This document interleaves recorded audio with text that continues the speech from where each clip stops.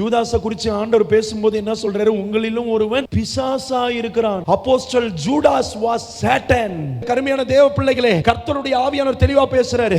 ஆண்டவர் தெரிந்து கொண்ட மனுஷன் கர்த்தர் கூட இருந்து 3.5 வருஷம் வார்த்தையா இருக்கிற ஆண்டவருடைய வாயிலிருந்து புறப்பட்ட பிரசங்கங்களை கேட்டு அவரோடு தூங்கி அவரோடு எழுந்து அவரோடு சாப்பிட்டு அவரோடு நடந்து அவரோடு ஊழியத்தை செய்து கற்றுக்கொண்டு அவருக்காக போய் பட்டணங்கள் தோறும் பிசாசுகளை துரத்தி வியாதியஸ்தர்களை சொஸ்தமாக்கின அப்போஸ்தலர்களில் ஒருவனாகிய யூதாசும் சாத்தானாய் மாறி போகவில்லையோ?